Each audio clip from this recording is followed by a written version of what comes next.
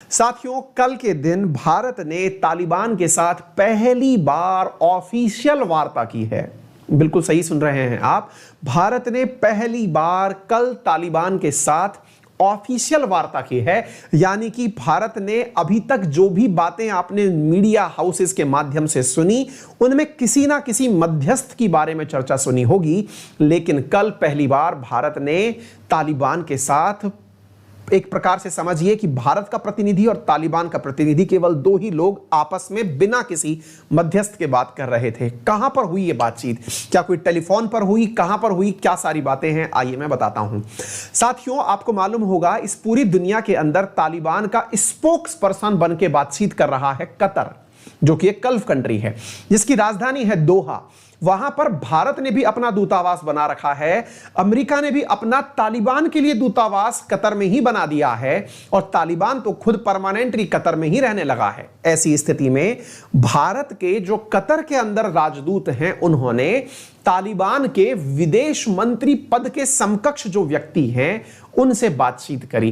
क्या है ये पूरी कहानी? आइए डिटेल में चर्चा करते हैं। साथियों, आपको याद होगा मैंने आपको आज से एक दिन पहले ही, यानी परसों की शाम, आपको ये वाली न्यूज बताई थी। अगर आपको याद हो तो थम्स अप करके बताइएगा। मैंने इवनिंग में एक यूट्यूब सेशन लिया था जो रोजाना होता है इसी चैनल पर शाम 7:30 से 8:30 के बीच में कभी भी। उसमें मैंने आपको बताया था कि तालिबान के एक नेता ने कहा है कि वो भारत से अच्छे रिश्ते चाहते हैं, यानी कि भारत के साथ में वो दोस्ती करना चाहते हैं। इसका संपूर्ण विश्लेषण मैंने आपको दिया था, शायद आपको याद हो। याद ना हो तो मैं दिखा दूं, ये रहा ये वीडियो जिसको मैंने आपके सामने कवर किया है। आप इसे देख सकते हैं। 1.25 लाख लोग इसे देख भी चुके हैं और मैंने ये सेशन आपके सामने कंप्लीट किया है। ये घटना थी 30 तारीख की, ठीक है। 30 तारीख की घटना के बाद में आप 31 तारीख की न्यूज पढ़ रहे हैं, जब तालिबान ने भारत से कहा कि वो भारत से अच्छे रिश्ते चाहता है। तो साथियों, 31 तारीख 31 की न्यूज आपके सामने है और न्यूज क्या है? India holds first meeting with Taliban, यानी कि हमारी पहली ऑफिशियल मीटिंग जो है वो तालिबान के साथ हो चुकी है। और भारत ने अपने एम्बेसडर जो कतर में हैं, जिनका नाम है दीपक मित्तल, उनके साथ बात करवाई। किनकी? शेर मोहम्मद स्टैनकज़ाई। साथियों, ये शेर मोहम्मद स्टैनकज़ाई कौन है? यही व्यक्ति जो मैंने आपको तस्वीर में दिखाया है, इसी व्यक्ति के साथ हमारे जो दीपक मित्तल हैं, जो कतर में भारत के राजदूत हैं, उनकी बातचीत हुई। तो आप देख लीजिए कि अंतरराष्ट्रीय संबंधों पर किस प्रकार से चीजें चलती आई हैं। मैंने आपको परसों पढ़ाया था इसी व्यक्ति का बयान। इसी कारण से आप मेरे थंबनेल पर भी इसी व्यक्ति की फोटो देख रहे हैं, शायद आप पहचान भी गए हो। मैंने आपको इस व्यक्ति की तस्वीर के साथ बताया था। इसने कहा था कि हम भारत से अच्छे रिश्ते चाहते हैं और इसी न्यूज को अब यहां पर कंप्लीट पढ़िए 31 तारीख के दिन, जब इन्होंने कहा चाहते हैं। तो इस स्थिति में आप इन दोनों की बातचीत की तस्वीर भी देख सकते हैं। भारत के एम्बेसडर हैं कतर के अंदर, उनके साथ इनकी बातचीत हुई है। यानी कि डिप्लोमेसी के अंदर आप और हम पूरी तरह अपडेटेड चल रहे हैं। हमें दुनिया की जो खबरें पता चल रही हैं वो एकदम दिशा में हैं। हम लोगों को जो चीजें निकल के आ रही हैं वो प्रॉपर तरीके से पता चल रही हैं, ठीक है।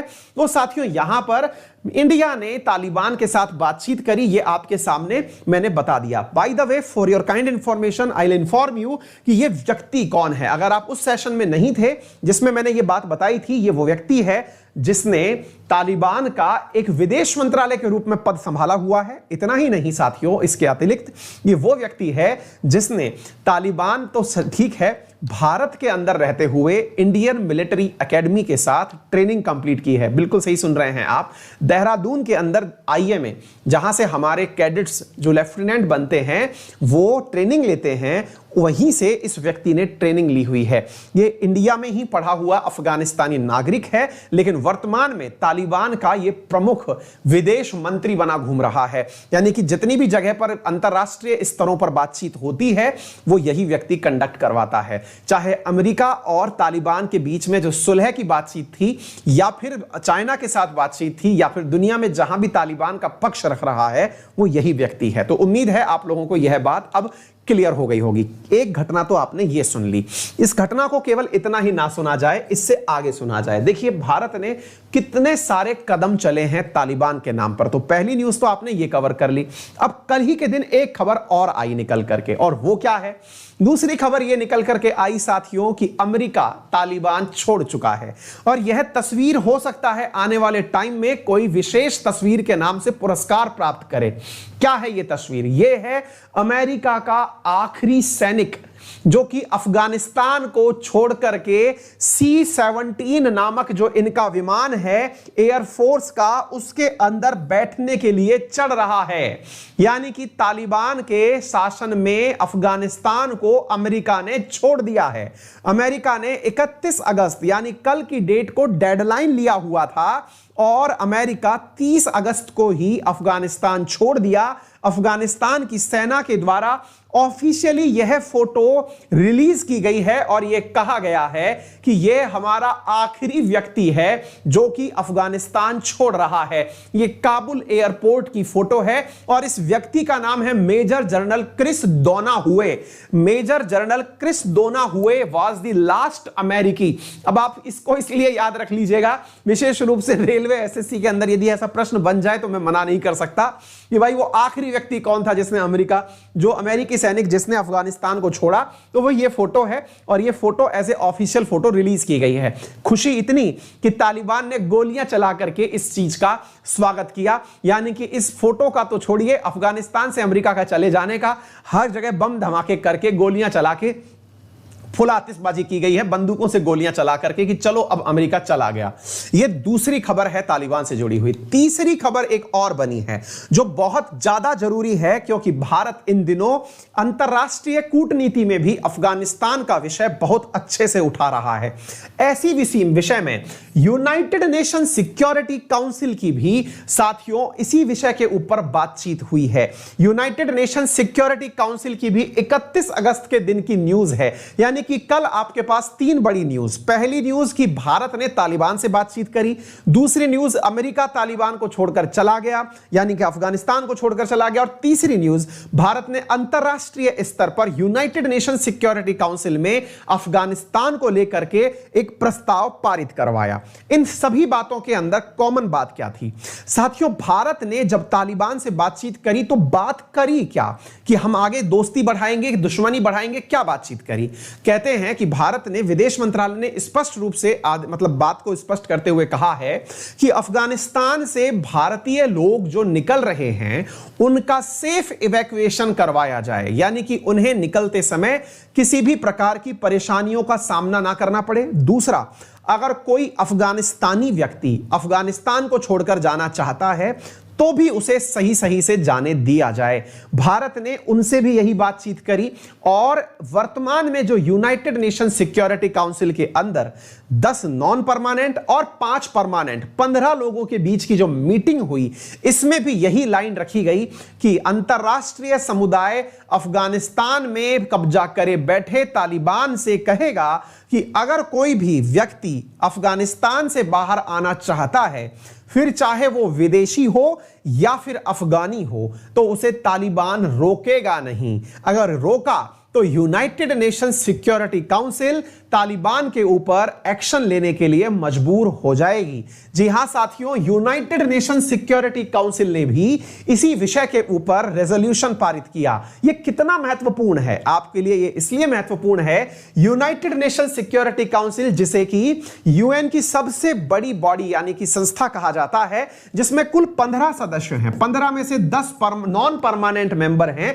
और 5 परमानेंट मेंबर हैं। इनमें से जो 10 नॉन परमानेंट मेंबर हैं, ये 10 नॉन परमानेंट मेंबर में भारत भी एक मेंबर है, और 5 परमानेंट मेंबर में अमेरिका, ब्रिटेन, फ्रांस, रशिया और चाइना शामिल हैं। तो 5 permanent member plus 10 non permanent members ने एक मीटिंग बुलाई।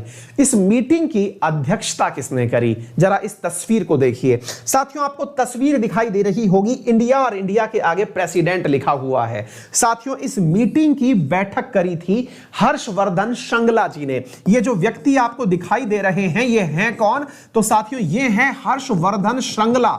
ये हर्षवर्धन श्रृंगला कौन है? भारत के यूएन के अंदर अपने स्थायी प्रतिनिधि, यानी कि यूएन में भारत का प्रतिनिधित्व करने वाले व्यक्ति। साथियों, इन्होंने इस मीटिंग को हेड किया। भारत 1 महीने के लिए नॉन परमानेंट मेंबर होते हुए भी यूनाइटेड नेशन सिक्योरिटी काउंसिल का हेड बना है, यानी कि प्रेसिडेंट बना हुआ है। तो प्रेसिडेंट की चेयर पर इंडिया की तरफ से हर्षवर्धन श्रृंगला जी थे। इनके द्वारा एक प्रस्ताव लाया गया और प्रस्ताव था कि यूएन के माध्यम से यह कहा जाए कि अफगानिस्तान से लोगों का सेफ इवैक्यूएशन करवाया जाए। सेफ इवैक्यूएशन का मतलब है कि सारे नागरिकों को वहां से सुरक्षित रूप से बाहर निकलवाया जाए। साथियों, यहां पर 15 देशों ने पार्टिसिपेट किया था। 15 देश कौन से थे? तो 10 नॉन परमानेंट और 5 परमानेंट। लेकिन याद रखिए, इस रेजोल्यूशन के पक्ष में 13 ही लोगों ने वोट दिया। 13 लोगों ने वोट दिया। आप जानना चाहेंगे 2 लोग ऐसे कौन से थे जो अफगानिस्तान से नागरिकों के सही सलामती नहीं चाहते थे, या फिर अफगानिस्तान से अफगानिस्तानियों के बाहर जाने का समर्थन नहीं करते थे। वो 2 देश थे, बहुत ही परम मित्र बन चुके, आजकल परम मित्र बन चुके, चाइना और रशिया। ये चाइना और रशिया ने इस जगह पर वोट नहीं दिया। आप समझेंगे कि चीन और रशिया यहां पर वोट नहीं दिए या वीटो कर दिया। अगर वीटो कर दिया होता तो यह प्रस्ताव पारित ही नहीं होता, क्योंकि ये वीटो पावर्स हैं। इन्होंने वोटिंग में पार्टिसिपेट नहीं किया। इन्होंने कहा कि हम वोटिंग से एब्सटेन कर रहे हैं, हम इस वोटिंग को पार्टिसिपेट नहीं करना चाहते। पूछा गया क्यों नहीं करना चाहते? चीन और रशिया ने दोनों ने एक जैसी ही बातें करी। कहा कि हम लोगों से पूछ करके ड्राफ्ट नहीं बनवाया गया था, हम भी इस ड्राफ्ट के अंदर कुछ संशोधन चाहते थे, हमसे नहीं पूछा गया था। फिर आप पूछेंगे ये ड्राफ्ट किसके नेतृत्व में लाया गया? भाई इंडिया तो प्रेसिडेंट था। तो साथियों, अमेरिका के द्वारा प्रस्तावित यह ड्राफ्ट था जिसे फ्रांस और यूके ने अपना समर्थन दिया था। इस ड्राफ्ट में पूरी तरह से अफगानिस्तान को छोड़ने वाले नागरिकों के लिए एक सुरक्षित रूट निकालना था। लेकिन साथियों, यहां पर मैक्रोन के द्वारा एक चीज रखी गई, और वो क्या था कि काबुल एयरपोर्ट को सेफ जोन डिक्लेयर कर दिया जाए। काबुल एयरपोर्ट को सेफ जोन डिक्लेयर कर दिया जाए का मतलब हुआ कि वहां पर अगर कोई भी आ चुका है तो वो यूनाइटेड नेशन की प्रॉपर्टी है, यानी यूनाइटेड नेशन उस व्यक्ति को वहां से इवैक्यूएट करवाएगा। लेकिन देशों के बीच में इसको लेकर सहमति नहीं बन पाई और इसे नो सेफ जोन की संज्ञा दी गई, यानी कि काबुल एयरपोर्ट अब पूरी तरह से यूएन के लिए भी सुरक्षित नहीं है। यूएन इसकी गारंटी नहीं लेता कि अगर कोई व्यक्ति वहां पर फंसा है तो यूनाइटेड नेशन उसे निकाल ही लेगा। हां, लेकिन तालिबान पर इस बात का प्रेशर जरूर क्रिएट किया जाएगा। तो उम्मीद है आपको तालिबान से जुड़ी हुई सारी अपडेटेड न्यूज समझ में आ गई होंगी। क्या है इस बात के मायने, ये तो आपको पता चल ही गए हैं। तालिबान की तरफ से भारत के लिए जो शब्द इस्तेमाल किए गए हैं वो ये है कि भारत चिंता ना करे, हम भारत के साथ व्यापार करना चाहते हैं, अपनी भूमि का उपयोग हम भारत के खिलाफ आतंकवाद में नहीं करेंगे। भारत और पाकिस्तान के अपने आंतरिक मसले चाहे जो भी हो, अफगानिस्तान उस चीज को, मतलब अफगानिस्तान के अंदर जो तालिबान है वो इस चीज को प्रमोट नहीं करेगा। लेकिन साथियों, वही वाली बात कि पूरी दुनिया तालिबान के इन्हीं बयानों के ऊपर फोकस कर रही है कि इसकी कथनी और करनी में एक जैसा हो तो बेहतर है, क्योंकि हमारे साथ तो यह बात कही गई इतनी ही देर में जैश ए मोहम्मद और अल-कायदा ने अमेरिका के चले जाने पर तालिबान को बधाई दे दी। इसका अर्थ सीधा है कि आतंकी संगठनों के द्वारा तालिबान को दी गई बधाई कहीं ना कहीं यह समझाती है कि तालिबान की जो रूट आइडियोलॉजी है वो वापस भारत के लिए चिंता बढ़ाने वाली है, क्योंकि जिस तरह के लोग उसके साथ जश्न की पार्टी में शामिल हो रहे हैं वो भारत के लिए मोस्ट वांटेड आतंकी हैं। तो ये देखना होगा कि इस बात में कितना कहना और करना सेम होता है। यही कारण है कि तालिबान को अभी तक किसी भी देश ने मान्यता नहीं दी है, और मैंने कल रात को ही आपको इसके बारे में एक डिटेल सेशन करवाया है कि अभी तक कौन कौन से देशों ने तालिबान को मान्यता दी है। आप जरूर देखिएगा, बहुत ही महत्वपूर्ण सेशन था, कल ही मैंने कवर किया है। ठीक है ना? चलिए, हो तो वीडियो को जरूर लाइक करिएगा, अपने सभी साथियों से शेयर भी करिएगा, चैनल को सब्सक्राइब भी करिएगा। यदि आप फ्री क्लासेस पढ़ना चाहते हैं तो आज सुबह 10:10 पर मेरे द्वारा टेस्ट लिया जा रहा है मॉडर्न हिस्ट्री का, और शाम को 9 बजे आप लोगों के लिए मेरे द्वारा एक आर्टिकल को लर्न कराने की फ्री स्पेशल क्लास ली जा रही है। आप उसे ज्वाइन कर सकते हैं। ठीक है, इसके अतिरिक्त यदि आप मेरे साथ जुड़ करके अनअकैडमी पर पढ़ना चाहते हैं तो मेरा रेफरल कोड है अंकित 10, जिससे मेरा जो नया बैच स्टैटिक जीके का शुरू हो रहा है एसएससी कैटेगरी में, वो तो ज्वाइन कर ही पाएंगे। इसके अलावा अन्य एडुकेटर्स के जो आज से बैच शुरू हो रहे हैं, इसका नाम रखा गया है वाईफाई लक्ष्य बैच, इस बैच को भी आप ज्वाइन कर पाएंगे। यहां पर आपको 9 महीने की तैयारी करवाई जाएगी। 9 महीने का कोर्स है पूरा की पूरा, और ये 5,850 रुपए में उपलब्ध है, जिसमें आप लोगों को 900 घंटे का लेक्चर प्लान दिया जाएगा। 9 महीने का प्लान है। हर रिकॉर्डेड वीडियो आप देख सकते हैं, लाइव क्लासेस देख सकते हैं, टीचर से डाउट पूछ सकते हैं। और तो और अब एक फैसिलिटी ये है कि आप अपने डाउट का हमें भेज करके एप्लीकेशन के माध्यम से उसका समाधान प्राप्त कर सकते हैं। टीचर के साथ बात करने के लिए रेज हैंड फीचर है, आप टीचर से 1-to-1 कम्युनिकेशन कर सकते हैं। ये बहुत गजब खास मतलब फीचर जो है अनअकैडमी ने अपने एप्लीकेशन में डाला है। इसके लिए आप क्या करें, गूगल प्ले स्टोर से अनअकैडमी लर्निंग ऐप को इंस्टॉल करें। 1 साल के लिए आपको जो फीस देनी है वो मात्र 5,850 है आफ्टर डिस्काउंट। डिस्काउंट के लिए आप मेरा रेफरल कोड अंकित 10 यूज करें।